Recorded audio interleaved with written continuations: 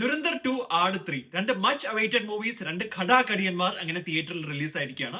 രണ്ട് മൂവീസും ഈ വീക്കെൻഡ് തന്നെ ക്യാച്ച് ചെയ്യാനാണ് പ്ലാൻ. പക്ഷെ പ്രശ്നം എന്താ വെച്ചാൽ എല്ലായിടത്തും സ്പോയിലേഴ്സ് ആണ്. സോഷ്യൽ മീഡിയ നിറയെ യൂട്യൂബ് ആണെങ്കിലും ഇൻസ്റ്റ ആണെങ്കിലും ഒന്നും തുറക്കാൻ പറ്റാത്ത അവസ്ഥയാണ്.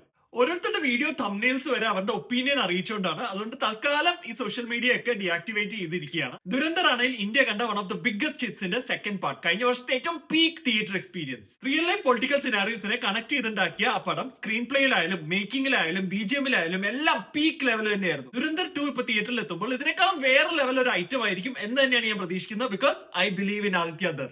പുള്ളിയുടെ പീക്ക് ഡീറ്റെയിലിംഗ് മീംസ് ഒക്കെ നിങ്ങൾ ഇൻസ്റ്റയിലൊക്കെ കണ്ടിട്ടുണ്ടാവുമല്ലോ. അതിന്റെ ബാക്കി എന്തായാലും അടുത്ത ദിവസങ്ങളിൽ കാണാം. അപ്പുറത്തേക്കുന്നത് മലയാളികളുടെ സ്വന്തം ആട് 3. ചരിത്രത്തിൽ ആദ്യമായിട്ടായിരിക്കും ഫ്ലോപ്പ് ആയ ഒരു ഫസ്റ്റ് പാർട്ടിന്റെ സെക്കൻഡ് പാർട്ട് ഇറങ്ങുന്നു, അത് ഹിറ്റ് ആവുന്നു, പിന്നെ ഇപ്പൊ തേർഡ് പാർട്ട് ഇറങ്ങുന്നു. മച്ച് ബിഗ്ഗർ സ്കെയിലിൽ അതിപ്പോ റിലീസ് ആയിരിക്കുകയാണ്.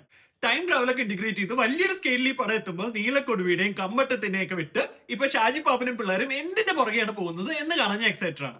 മാത്രമല്ല 4 വർഷങ്ങൾക്ക് ശേഷമാണ് ജയസൂര്യയുടെ ഒരു മൂവി തിയേറ്ററിൽ എത്തുന്നത്. ഈ രണ്ടെണ്ണത്തിന്റെ ഇടയ്ക്കുന്ന് എന്തായാലും ടോക്സിക് മാറ്റി വെച്ചത് നന്നായി, അല്ലെങ്കിൽ നമ്മൾ ഓഡിയൻസ് വലഞ്ഞു പോയത്. ഒരുപാട് സമയമാണ്. ദുരന്തരം ഒന്ന് ആലോചിച്ച് നോക്കൂ, 4 മണിക്കൂറാണ്. ആടിന്റെ 2-2.5 മണിക്കൂർ ഉണ്ടാവും. അപ്പൊ ശേഷം പിന്നെ സിനിമകൾ കണ്ടിട്ട് കേട്ടോ.